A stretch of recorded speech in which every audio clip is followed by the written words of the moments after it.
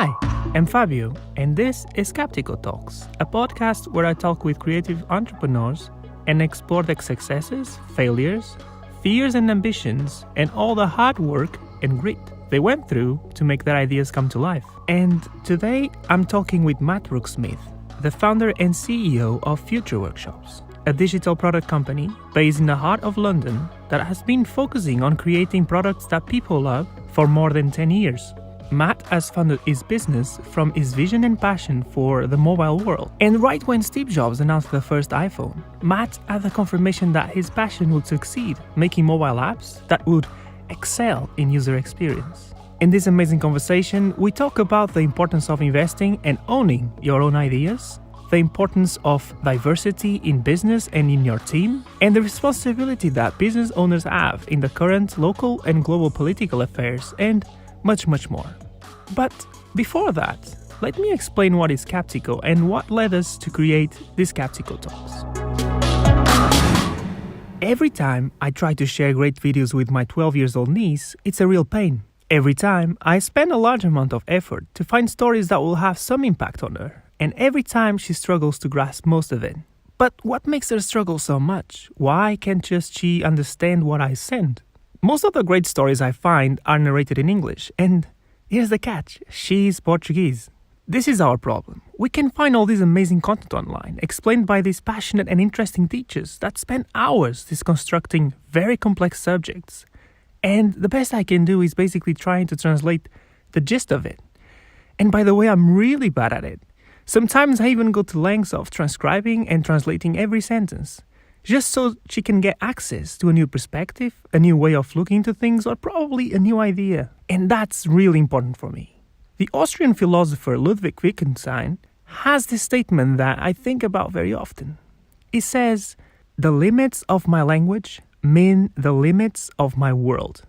Nowadays, we have access to an entire world rich of information, but we tend to be limited by the languages we speak or the language that we manage to learn in our lifetimes. And technology has come a long way to enable us to cross these limits by providing us with machine-translated content, for example. But as you might have noticed, these solutions often lack the ability to understand context, the nuances of language, and they mostly struggle with linguistic creativity, slang, or accents. The problem we're trying to solve at Captico isn't a new one. It's an important one. I want to expand the limits of my niece's world by expanding her access to amazing content, new ideas, and a whole new form of education. The one created by the best teachers in the world. Yes, those ones you usually find on YouTube, disconstructing philosophical concepts or very complex mathematical operations like machine learning or cryptocurrencies. So the goal of Captico is to create a community of people that can transcribe, translate, and caption amazing content, where people can help each other, translating content into multiple languages so that my niece, your niece, and eventually your sons and daughters can get access to the best teachers in the world, independently of where they live, the languages they natively speak, or are currently learning. The internet has given us an amazing platform for spreading ideas, a place where the best stories win. And that's exactly why we started these Skeptical Talks, to find these amazing teachers, learn more about how they make their ideas happen, transcribe and translate all the content, and make it available in any language that we can think of, so that we can inspire everyone else to do the same. That's a really important thing for me and everyone at Captico, to provide you with the tools and the community to share your ideas and help anyone share theirs. That's Captico, and if you are interested to know more, or to support us in any way, or to just drop me a line, I'm available at fabio@captico.io. And now let's listen to Matt and his great story. Enjoy!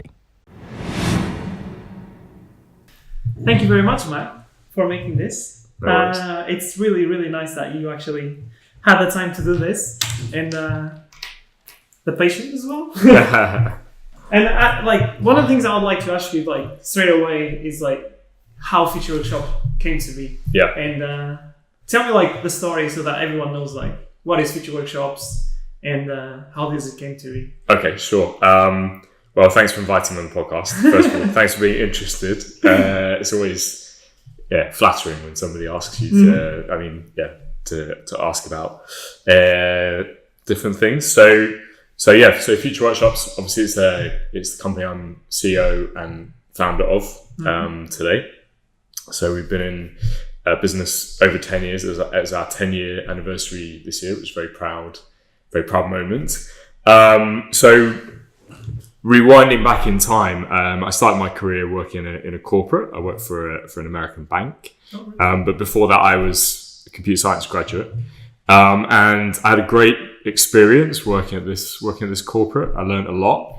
There were some really professional, intelligent people there, and they taught me about, how to build tech in corporates. But after sort of 3-4 years of doing that, I kind of felt like I was underusing the skills that I'd learned at university.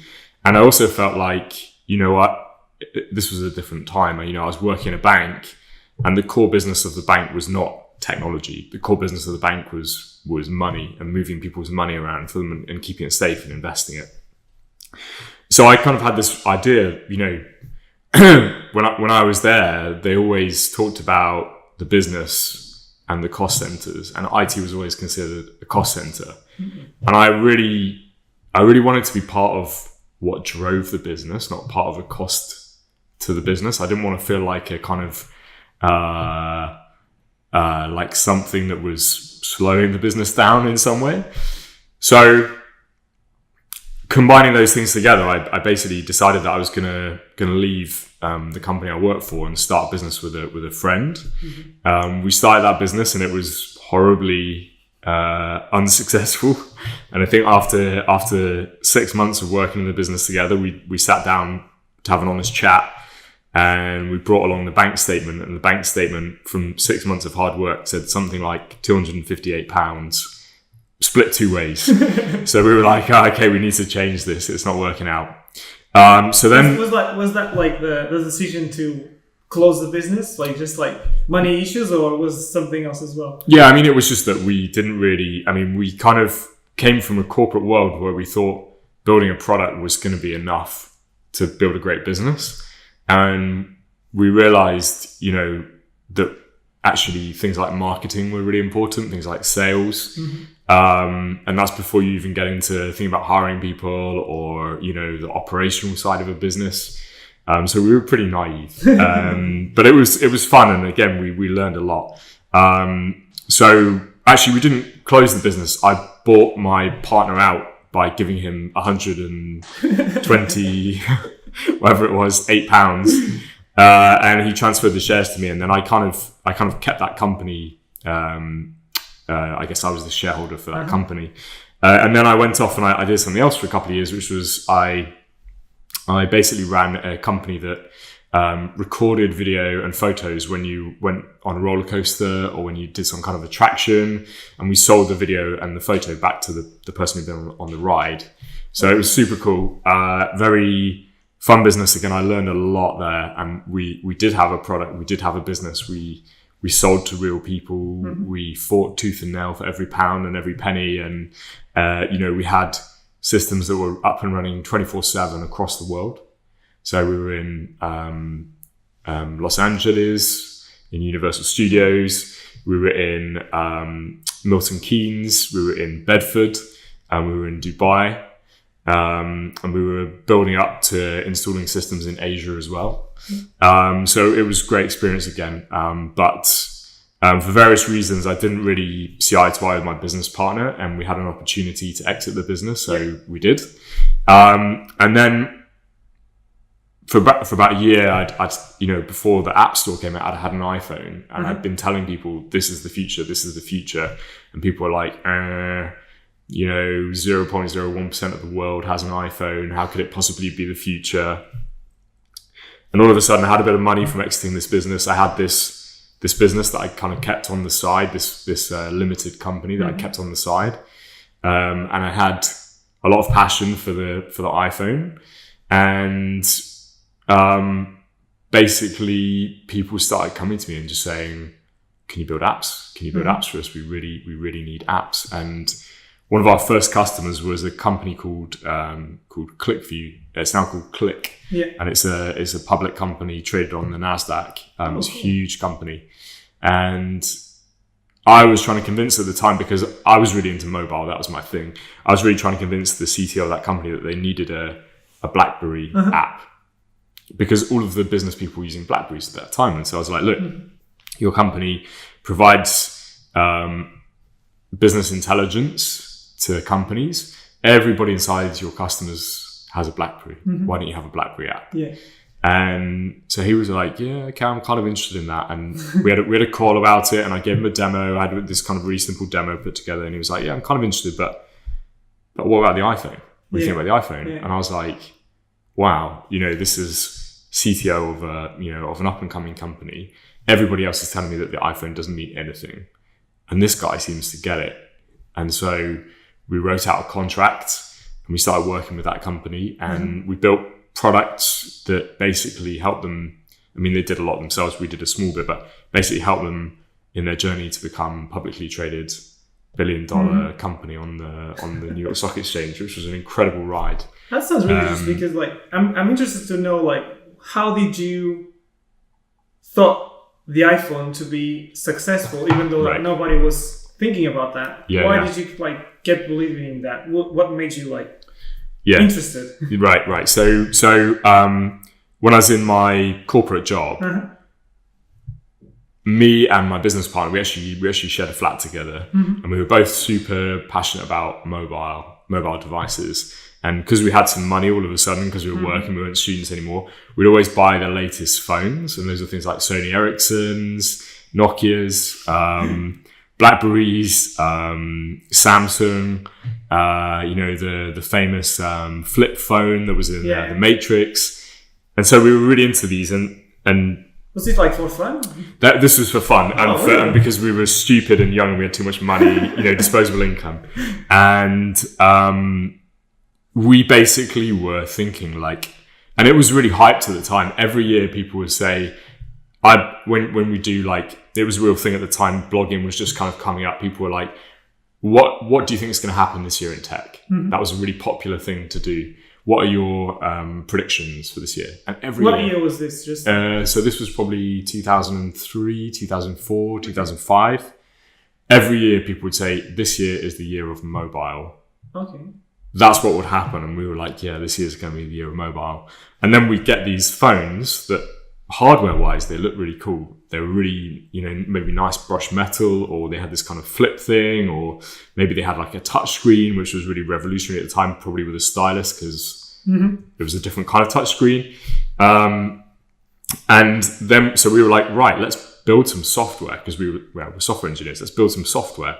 And we started building software, and it was the worst experience ever. Oh my goodness. It was this technology called J2ME, and it was just another world. It was like going back in time, 20, 30 years, compared to what we were doing in our day job, which was, developing, web-based systems.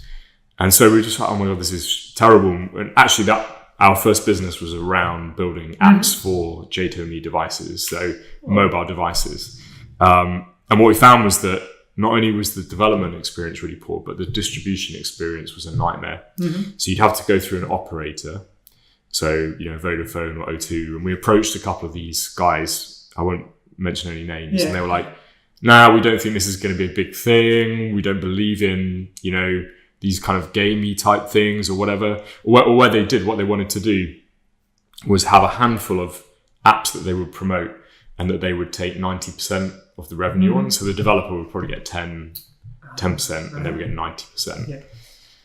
So, obviously that makes Apple's 30% cut look a lot more reasonable, which was that's kind of how I believe that's where that came from. So then, when the iPhone came out, there was a Jailbreak Community, and I kind of picked that up a little bit and I played around with it a little bit. And, anyone who seriously used an iPhone knew it was light years ahead of what was there before. Anyone who was really serious about it. There were lots of naysayers, but that's because they were, in some way, probably anti-Apple. A lot of people were very anti-Apple. They still are today, but back then, people were like, Apple's high-end. It's already been beaten. Apple's approach doesn't scale. They lose out to modular. People like Microsoft, in the end. So people very much had that kind of mindset. But as a software engineer, when you used the iPhone, when you developed for the iPhone, you knew that whether it was Apple or somebody else, that was going to be the future. And just over a year later, they fixed the other problem that we'd had in our business, which was the distribution problem. And the way they fixed that was with the App Store. But the beauty was that they already had probably, I don't know how many iPhones they sold. I think it was like 1 million iPhones. They had 1 million absolutely rabid people who were like, this is the future. And as soon as they fixed the distribution mechanism with the official SDK, so you could develop apps and the App Store to distribute and sell things, and they weren't taking 90%, they were taking 30%. Imagine that. Yeah. All of a sudden, the logjam broke, and it was like, boom, it's not the future, it's now. So it seems like you were like experimenting with all of these phones, all of this hardware, all this software, and then was that what led to Future Workshops, or there was something else in between that you were experimenting with? So that was definitely that kind of mixture of having a background in mobile, wanting mobile to be a thing and wanting to be part of it, having a background in Apple. So we did that with my second business. We used a lot of Apple video type systems, and we learned a lot about Apple and this crazy language that Apple had called Objective-C that nobody knew anything about, and people hated the look of because it has these kind of square angular brackets, and developers, especially these days, care about aesthetics, and developers didn't like that. And so there were a couple of components. There's me caring about mobile and being excited by mobile. There was the fact that I had a background in Apple development, so I knew Objective-C. There was this kind of feeling that the iPhone was actually fixing two of the major problems that mobile had experienced up to that point. And then what I also had was I've been kind of, to be honest, kind of kicking around for a couple of years, talking to people about running a business and networking and whatever. And when the iPhone came out, nobody knew how to build apps, but there was this set of rabid people who really believed in the iPhone. And I was lucky enough, and I hope he won't mind me saying this, but the CTO of ClickTech, he was one of those million rabid people who was just like, this is amazing, this is going to change the world. He got behind it, we connected. And then there were a set of other people who felt the same way across, at that time, particularly financial institutions in London. And because of my background, I could kind of connect with these people. I had credibility. And so, Future Workshops, if you look at our customer list, we work for Credit Suisse, we work for UBS, RBS. We work for various other financial institutions that we can't even talk about. And we were in that position because of those mixture of things, because I had credibility, because I understood the business in finance. Financial services people put a lot of weight on understanding the business, and rightly so. But it seems like you didn't have any experience on running an agency. So how was Future Workshops in the very beginning? Definitely. So I definitely didn't, and I can even remember the point realizing that agency was actually a viable business model, because previously, you think about, okay, what does it actually take to survive and grow a business? What's the size of project, commercially that you need in order to do that? And we had a couple of those coming in, and I remember very early, maybe before the iPhone came out, we had a couple of opportunities to do those things, and just thinking there's no way that we can actually turn this into a business. There's not enough opportunity. The size of the projects are not enough. I need to eat and I need to pay my mortgage, because I just bought a house with a very patient friend, and that really changed when it came over to mobile, because all of a sudden people were ready to commit proper budgets to the project. The agency world had always been there. It's just that we weren't in those conversations about the properly scoped budgets for big projects to actually deliver core value to companies. Now with mobile, literally there was a point where I could walk into any company in the UK. I just threw an email. I emailed Aston Martin. They said, come down. I emailed McLaren. They said, come to our factory. All the financial institutions in the city of London. Internationally, ClickTech was based in Sweden. You know, why would they work with somebody in London? But you got to understand that it was a different landscape at that time, and people were like really trying to get to grips with the opportunity, and anyone who had some domain knowledge, you know, was really well placed to go and help them. So you actually like cold call these companies, or you just like? So actually, what happened was I'm really interested to understand how did you get like the first client, because I don't know, that seems to be like an important stage when you're trying to grow something. Definitely. So the first client was the ClickTech, as I explained. The way that I got those guys was actually, so after I exited my second business, I didn't really have anything to do, and I was doing some consultancy, and that consultancy, I was basically consulting in their product. So I understood their product exactly, and that gave me a connection with the head of sales for Europe. Yeah. Because everywhere I went to consult in their product, he was selling licenses. So I had a really good connection with this guy. And I was telling him, you know, I mean, we go out for beers a lot, you know. I don't want to sound like that was kind of the genesis of future workshops, kind of having a drink. But that was part of creating a connection with this guy called Andy Honas. And then, you know, I used to just always go on about him on email, and I used to send him screenshots and videos of the prototypes I was building. And what he would do is he would forward them on. And then finally we got to this point where, you know, obviously when the App Store came out, the CTO at ClickTech was like, right, we've got to do something here. I don't have the capability inside my organization. Who do I know? And I was there at the right time. You know, I just happened to be there. And so what that initial customer gave me was the right language to talk about mobile with, because the way that I talked about mobile with him then gave me a vocabulary and a way to go out and actually start chatting with people.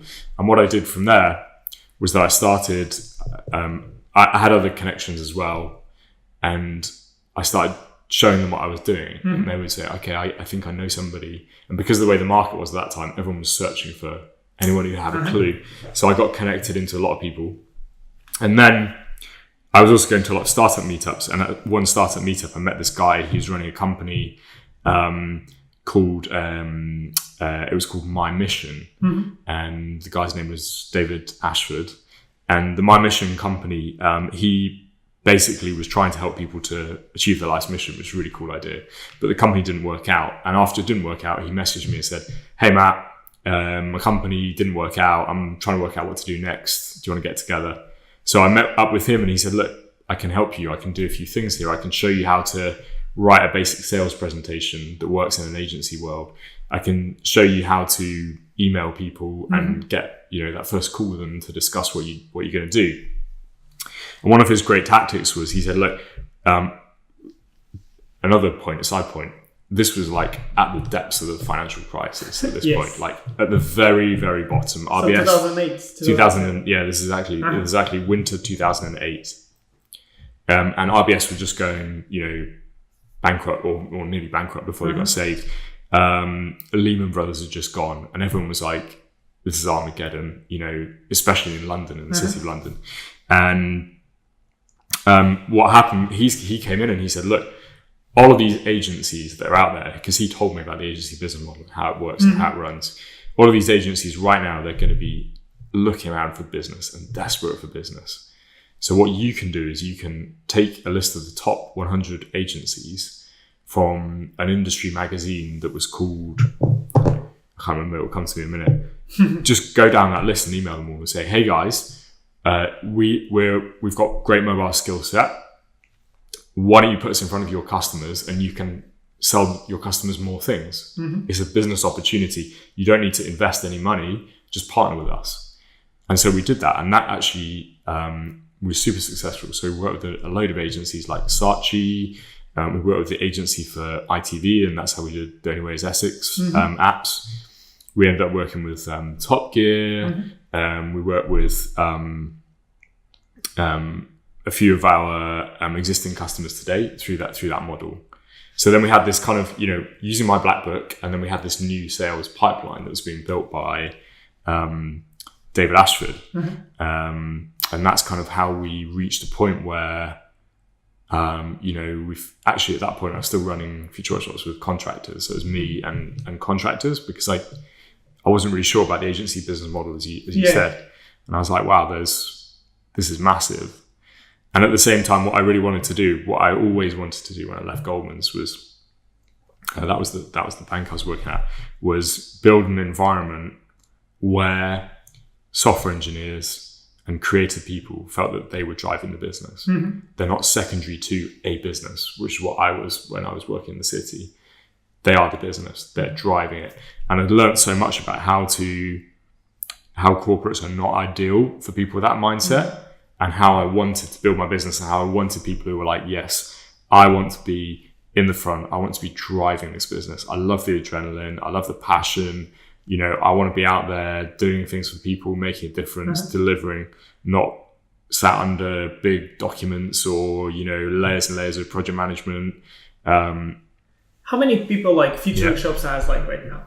So today Future Workshops is 36 people, plus we obviously have a few people who kind of contract for us as well. So when we talk about it, we say 40, it's around 40 people. So it seems like your drive actually drove all the success of Future Workshops right now. And how did you actually upscale that drive into something that is 40 people big? Yeah. There's plenty of people that work here and they're happy to work here. Yeah. How did that drive? I'm glad that you work here. I'm very glad you said that. It's true. It's how did that drive of making people feel that they are relevant, that they rather than relying on all the documents that you need to look at. Right. Bringing creativity into the table as well. How did that happen? I'm interested, when it goes from 0 to 40, in the between time. Yeah. Okay, so I think everyone will tell you this. It wasn't without mistakes. It wasn't without speed bumps. It's not like 40 people makes us the biggest, most successful company in the UK startup scene by a long way. But I think what we are successful at is creating an environment where both our customers and the team members here want to stay in the company. And for me, that's the biggest achievement at Future Workshops. Because yourself, it's possible to walk out the door here and trip over 10 job offers. It's not hard to find another job in tech in London. And so how do we get to that point where we have this kind of, and I always think of Future Workshops as something that is alive and it's not me. I'm separate from Future Workshops. I contribute to Future Workshops. But the beauty is that it has a life of its own now. It's self-sustaining in lots of ways. And that's thanks to the passion that people brought into the company. And the way that we worked initially with Future Workshops was that we had this concept of a lead developer. And the lead developer was basically, so our mindset was very much that mindset of we don't need layers and layers of bureaucracy. We're just going to build stuff for our customers and they're going to be really happy. And they were. So you were driven by making rather than... We were very much driven by making. Very much driven by making rather than business. And business was a success because we made good things. But by the way, it wasn't that we just made them and hoped people would come. That was where the agency model came in, was that obviously we were getting paid to make these things. We had this concept of lead developer, and our customers loved it because they didn't have to wade through lots of documentation, and we didn't even really know too much about Agile at the time, which sounds super rubbish. But we had this lead developer, and basically the lead developer would be the project manager, the UX person, the developer, the QA, the account manager. He would do everything. He or she would do everything on the project, bar visual design. And visual design, we did try and do a bit of visual design first up when we started Future Workshops, and one of our projects got featured in a book of top 10 anti-patterns. And so we learned really quickly that was a bad idea, and we partnered with this company called the Noble Union. And the Noble Union is two brothers, incredible designers. When I first started working with them, I don't think I had any aesthetic appreciation at all before I started working with those guys, and they showed, they were incredible. They could turn around, world-class visual design in days. Mm-hmm. And what they would do that was brilliant, and that I hadn't seen anyone else do, and I didn't see for a long time after that, was they would make apps feel like they were right for the platform, but they would also use the brand of the customer. Mm-hmm. So they would combine the platform and the brand together. And they would do that really fast, and the designs were polished and beautiful and everything that people were looking for in apps at the time. So we partnered with those guys. So then that was kind of the first stage of Future Workshops. And I think we got to maybe 12 people, and we were running 12 projects. And basically I was doing everything that wasn't related to development, but I was also developing as well. Mm-hmm. And so we were in this situation where we were having a great time, but it didn't feel like it could grow much more than that because it wasn't.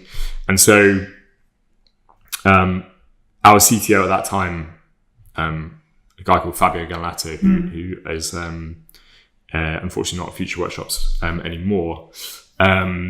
He was thinking about this. He's a deep thinker, and he was basically saying, "Well, look, we should be looking at other disciplines here and trying to work out how we can improve what we do for our customers using those other disciplines." And we hired.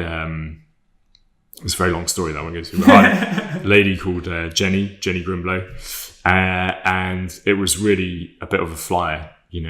She was talking about UX, and we were like, well, UX, what's that?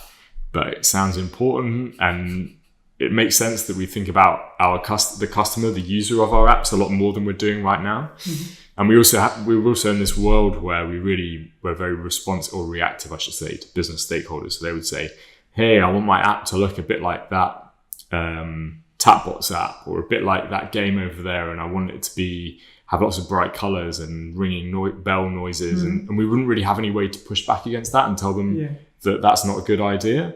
And so what UX did was basically create a structure for us to understand the end user in an objective manner, and then use that to help design our products.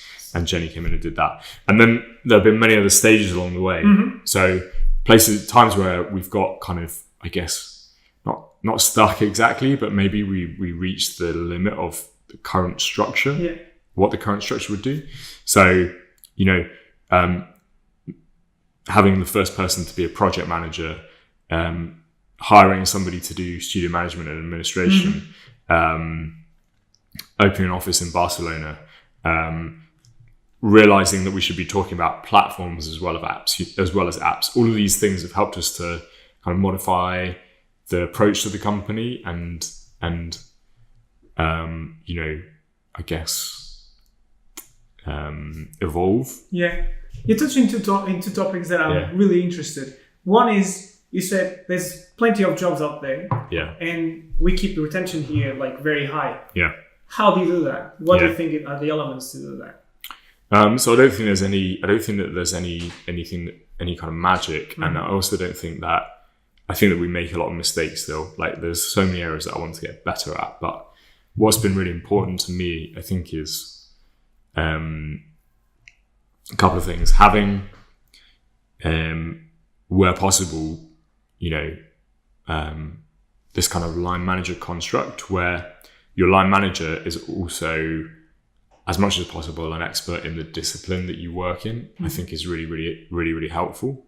So making sure that as a company, we're focused on flipping the,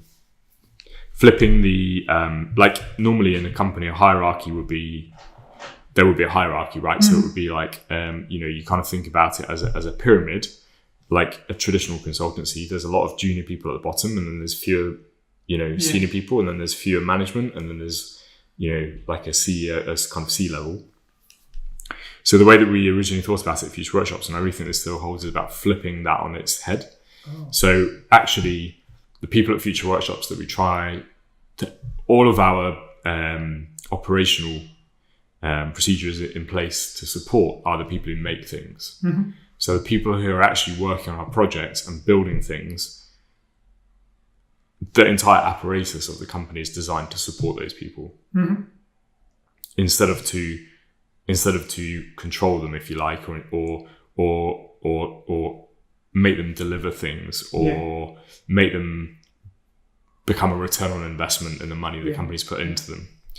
So there's kind of that side of things. And then there's another side. So, one of the things that I find really hard with future workshops is actually talking about it in terms that have not become really worn and old.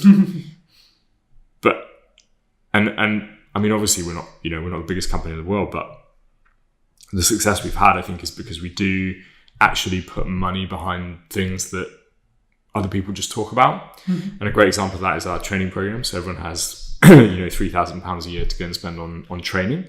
And obviously, we like to advise people on what we think is relevant to their job.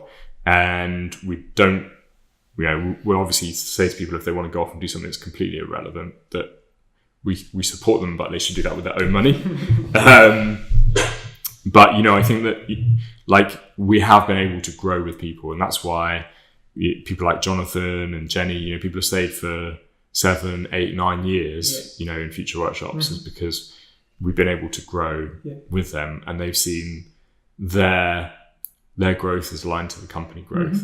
So we talk about that, and we put our money where our mouth is. We actually invest in that, and when I look at the accounts, it makes me really happy how much money we spend on training, and how much money we spend on making sure everyone has the latest equipment in future workshops, and how much money we spend on other benefits as well. That's for me, when I look at rent, I go, that's really annoying. And when I look at training budgets, and when I look at device spend and benefits, I go, yes, that's the reason that I created future workshops, is to make sure that all of the apparatus, all the mechanisms are there to let people come into work and do a great job and get rewarded for it. That's one of the things that I first found when I came here to work at future workshops, because it's very hard to find out there people that invest on their talent. It's very easy to find someone that says, okay, this is an amazing opportunity for you and you can grow and stuff like that. But when someone is actually actively investing on your talent, it's very hard to find. At least I didn't find anywhere else. And another thing that I would actually love to ask you as well, because the culture here is very diverse. What's the role of diversity at future workshops? And do you think that has any stake on it, let's say, on the success of the company? Or Sure. Yeah, definitely. So, I think what I realized really early on in future workshops was that there were a couple of threads of commonality in all the work we do at future workshops, but there's also a lot of diversity in the work itself, in the projects that we do. We've got customers in the Middle East, we've got customers in America, we've got customers in Scotland, in London. They're very different companies, very different organizations, and very different people. And being able to, again, this is where, you move into kind of the well-worn phrases, but this is something that I experience every day. Be able to deliver the quality and the innovation that keeps future workshops moving forward as a company, and sustains our brand and our reputation, it's absolutely critical that we have a diverse set of people, both in skill sets, in experiences, in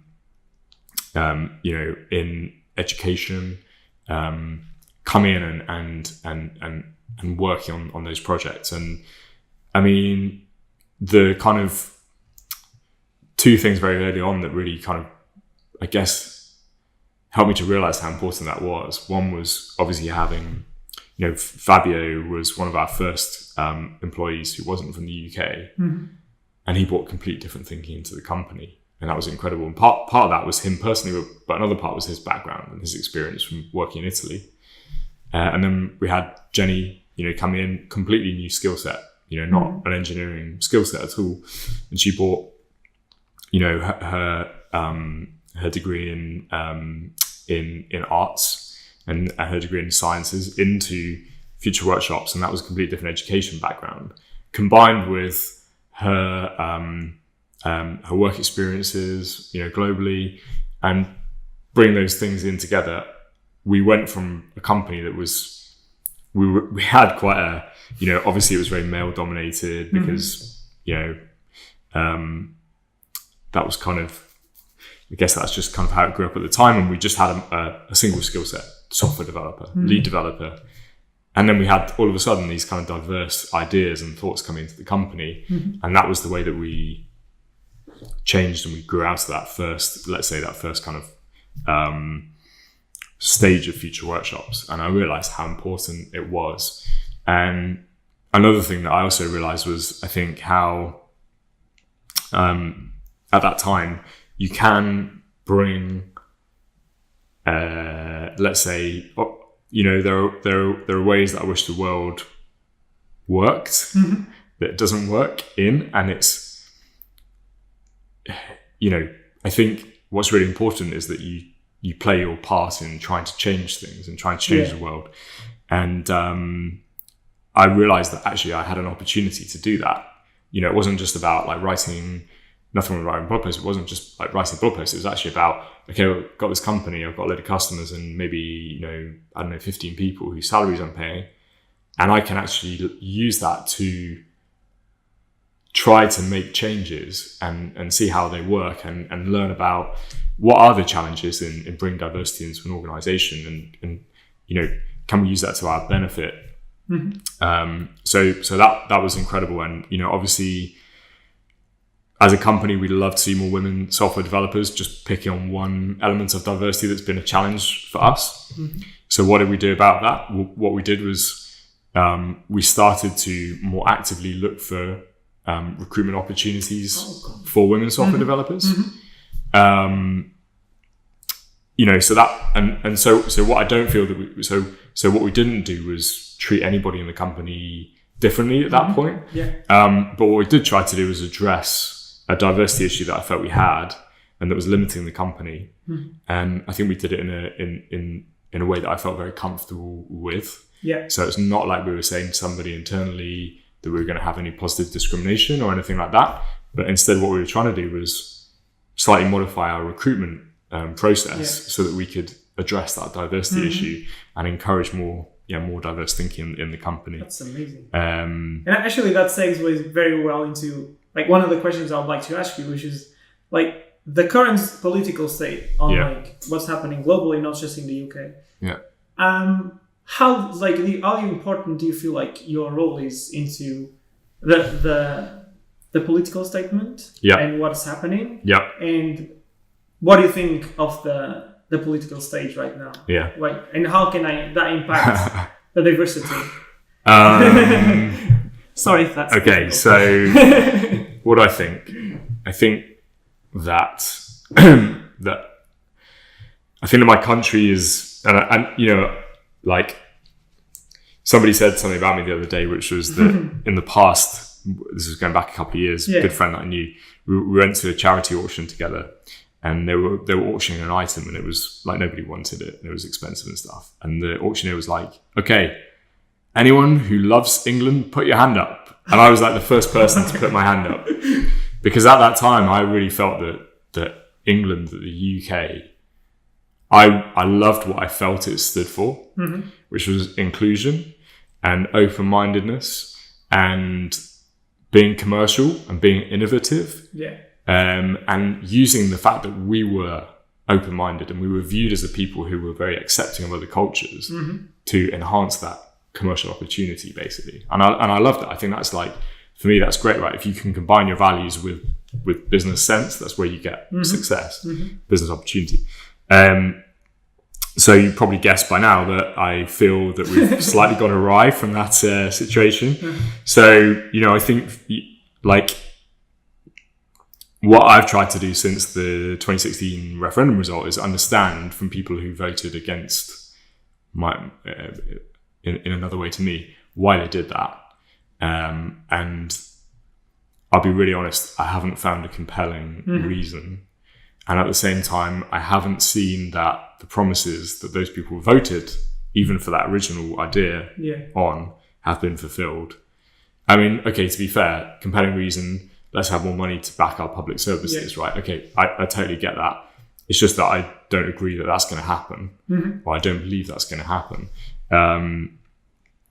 So that's kind of the state of the country, and I will continue doing everything I can. So I go out and do canvassing for the Liberal Democrats. It's not a political party that I agree with every single part of their policies on, but they're essentially single very important issue that they're trying to change people's opinions about some of the reasons that Brexit happened, or Brexit is in process. Going to people's vote marches, and writing letters to my MP, which I do quite regularly, Keir Starmer. And I don't know, I think like if you have an opinion, don't sit back, you know. So that's kind of that side of things. And then in terms of future workshops, I mean, we've got a massively diverse set of people here, and the idea that would not have been an opportunity, I just find it insane. Like, are you really telling me that? I mean, Future Workshops, our revenue is $5 million US a year, and we pay tax on it in the UK. And before the referendum result, all of that money was coming through the UK economy. We were paying it out in salaries and bonuses, and people were going out and spending that money in the UK economy. We're tiny, and what we've done is we've started investing in, and it's not solely because of Brexit at all, but we obviously have a second office in Barcelona, and we're starting to invest in other places around the world, and that kills me as a patriot. I love what I thought my country stood for, and what we're doing is we are making sure that the things we believe in, like being able to recruit people from different backgrounds and countries and everything, is still possible, despite what absolute drivel the politicians end up signing. Definitely. And I think like one of the things that makes diversity even more interesting is the range of the clients that you have. And you have lots of clients in Saudi Arabia and Emirates, and you have like Future Workshops has a big presence in Saudi Arabia, and it has also in the Emirates. And I'm really interested, like, how did that happen? And what do you think, like, the Middle East is evolving, or especially Saudi Arabia and the Emirates? And how do you see that evolving comparing to the West? Is it like the same, or do you think they are evolving in a different way? Yeah, sure. And I would love to see your perspective on what's going up there.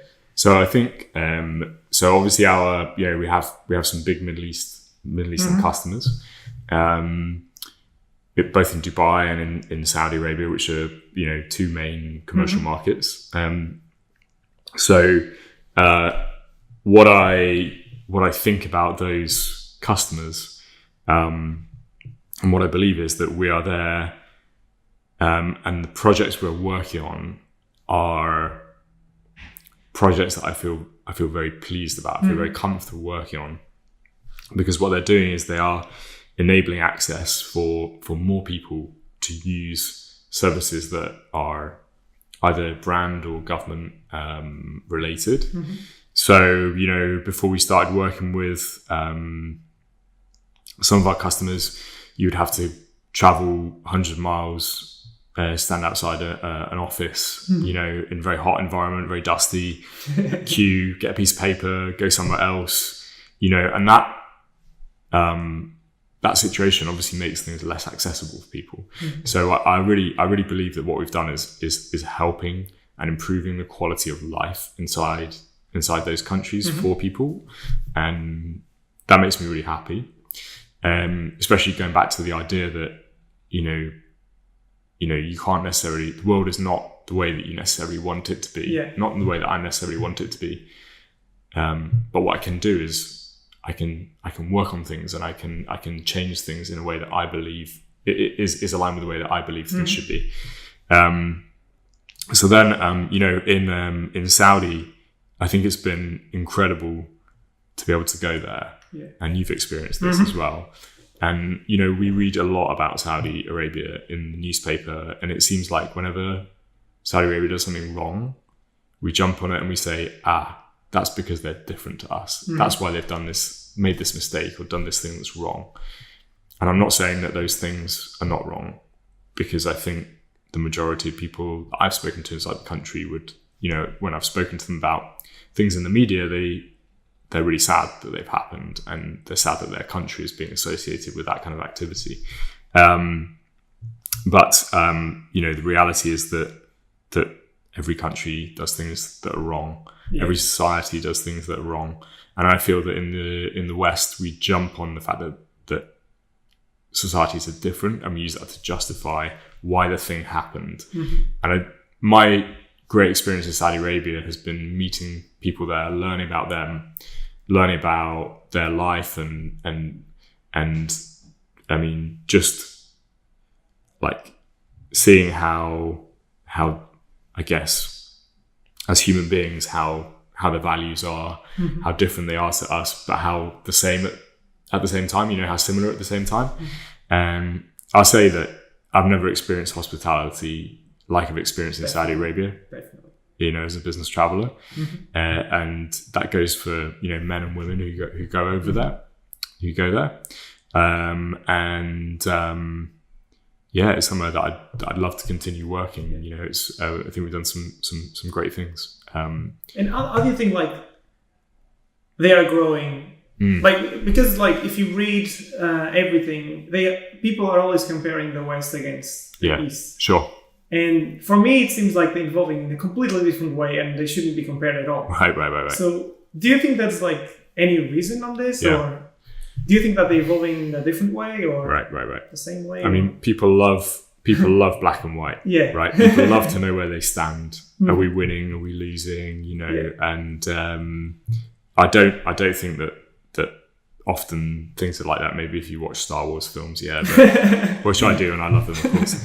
But I think the reality is that if you go and you spend time in these these different places around the world, you realize that it's not that they're behind. I have a lot of people saying, "Oh, how far behind us is Saudi Arabia?" Mm-hmm. And I think I don't think that's the right question to be asking. I think it's how they're different, because of course, there are some areas where, in terms of, let's say, use of cloud technology, I think Saudi Arabia is behind the UK, for example. So we're a lot more into using cloud technology than they are in Saudi Arabia. Mm-hmm. One of the reasons is because they don't have, for example, an AWS data center in mm-hmm. Saudi Arabia, whereas we do in the UK. And then there are other areas where I think that they're far ahead of us. So, for example, I believe the rollout of 5G is going to be much faster in Saudi Arabia than it is mm-hmm. in the UK. So, if you're looking for kind of black and white, who's ahead, who's behind, I don't think that exists. I think it's a different culture, a different society, and I love it for that. It's a really exciting place to go and work. Mm-hmm. They're a young population. They're very sort of intellectually mobile population. Mm-hmm. They're excited. They see opportunity ahead of them. They're really keen to transform the way that the economy inside their country. Obviously, it's very mm-hmm. oil based, and they're very keen to embrace opportunity, new technology, and all of that's super exciting. Yeah. And how do you build such a big presence in Saudi and Emirates? Do you think it's just the amazing products and the work that you've been doing? Yeah. Or do you think there's anything else? I think that's at the center of it. Definitely mm-hmm. is the things that we've done have really delivered for our customers out there. Yeah. And when I say really delivered, it's jaw dropping. What has been done.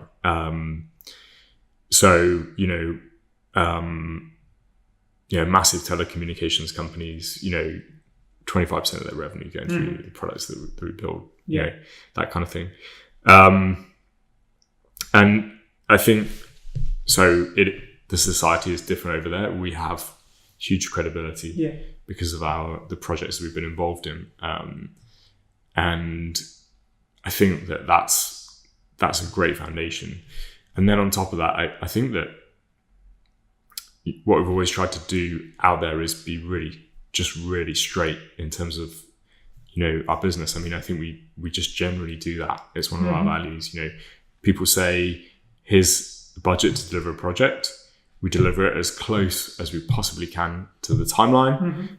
and as close to what they want, not necessarily what they ask for, you know, as possible for the budget they've given us.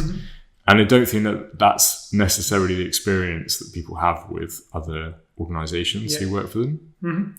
So I think that difference is particularly stark in Saudi Arabia, because I think that a lot of changes to projects do happen, and organizations there are very used to that really impacting the quality of the delivery. Whereas with us, I think we're very good at not impacting the quality, advising our customers where they can make changes without it costing more money, for example, without them having to go back to their boss and ask for more and more and more and more. You know, and I think that works really well. That's awesome. I think you just celebrated like 10 years of business, right? What do you think is going to be the next 10 years? Having in mind that the technology is always changing, right? Yeah, definitely. What do you think is going to be the next 10 years for Future Workshops? So the next 10 years Future Workshops. So obviously we're, you know, as a company, we're really founded on the strength and the expertise that we've retained inside the business and the people inside the business. And I think that it's all about really making sure that we can, as a company, bring our skills forward and keep evolving them. And what I really want for the company is I want to grow our own product portfolio. That's really important. We've made a great start there. I think where our revenue split something like 60-40 towards technology that we build and license versus technology that we kind of give to our customers or sell to our customers. So we've moved in that direction a lot. With like your own products, right? Exactly. You just build your own products. Building your own products, exactly. So either we license those on a B2B basis with other companies, or we would sell them direct to customers. But the majority of the success so far, in fact, all of the success so far, has been through licensing to other businesses. And that's been great. You know, so we want to grow that. That expertise that we've retained inside the business is massive. It's huge. There's a huge set of expertise, and you know, we kind of think of it like a kind of an iceberg. You know, at the top there's what people see, but there's a load of other expertise that goes into building their projects that they don't see. And what we want to do is obviously turn that into something we can get repeated and recurring revenue for more and more and more and more. And then on the other side, you know, I really believe that apps, and not just mobile apps, but all apps, should be part of a bigger platform strategy for organizations. And the platform strategy should be aligned with the company's core business goals. And I think the more and more we want to get involved in either licensing technology into that platform or creating that platform. But we want to be a delivery partner at that level, whatever the business arrangement is. That's awesome. I just have one last question. Yeah. She's like, what is it like to be Matt Brooke-Smith nowadays? Like, what do you invest your time in? What is it like to be you? It's amazing. So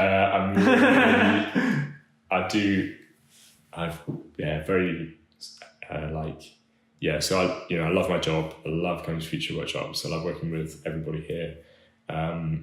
I love my customers mostly on most days. I love the products that we build. It motivates me. I love being part of the industry that we're part of. You know, great example, you know, I've had an iPad for ages, and to be honest, I've been struggling to fit it into my daily routine. When the iPad Pro came out, I bought it with the Apple Pencil, and now I sit on planes doing calligraphy, and you know, and I'm so excited by the iPad Pro. I'm not sure how long that's going to stick for, but I love being part of an industry where we can, you know, where that's part of my job, basically getting excited about tech. You know, it's amazing for me. And I've got a beautiful family. I've just got married this summer, so I'm really happy about that.